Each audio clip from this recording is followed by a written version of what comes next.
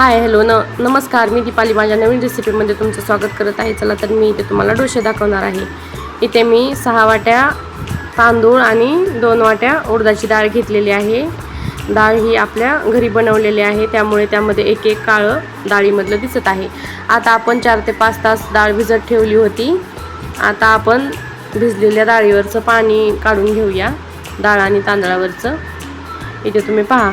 आता आपण बारीक करून घेणार आहोत. इथं मिक्सरच्या भांड्यामध्ये 2 चमचे डाळ आणि तांदूळ घाला आणि मिक्सरला बारीक असं त्याचं बॅटर तयार करून घ्या. इथे तुम्ही पहा, मी मिक्सरला बारीक करत आहे. इडलीचं बॅटर हे थोडंसं रवाळ असं स्ट्रक्चरचं राहू द्या आणि डोशासाठी तुम्ही एकदम बारीक असं बनवा. इथे तुम्ही पहा, या प्रकारे मी बनवलेलं आहे. आता आपण एका पातेल्यामध्ये किंवा झाकण लावून ठेवण्यासाठी एखाद्या कुकरमध्ये पण ओतू शकता. आता मी इथे आणखी बारीक करून घेतलेले आहे. इथे तुम्ही पहा, या प्रकारे मी सर्व डोशाचं बारीक करून घेतलेलं आहे. इथे तुम्ही पहा. आता आपल्याला हे रात्रभर फर्मेंट होण्यासाठी ठेवायचं आहे. उन्हाळ्या दिवसाचं लवकर पीठ आंबवतं, त्यामुळे तुम्ही लवकर बनवून घ्या. आता इथे तुम्ही पहा, आपण आता त्याला रात्रभर ठेवणार आहोत. आता आपण इथे सकाळी डोसे करण्यासाठी पीठ उघडून पाहूया. इथे तुम्ही पहा, एकदम छान अशा प्रकारे फर्मेंट झालेला आहे.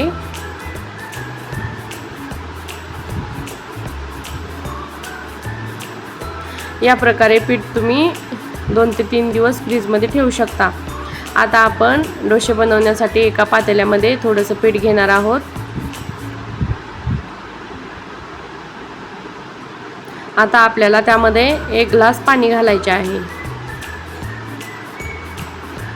त्यानंतर आपण त्यामध्ये 1 चमचा मीठ घातलेला आहे. मीठ घातल्यानंतर आपण थोडेसे हलवून घेऊ. आता मी इकडे गरम होण्यासाठी डोशेचा तवा ठेवलेला आहे. इथे गरम झाल्यानंतर आपण 2 ते 3 बर्फाच्या क्यूब घेऊया आणि तव्यावर फिरवा. असं केल्यानंतर आपला डोसा चिकटणार नाही. इथे तुम्ही पहा.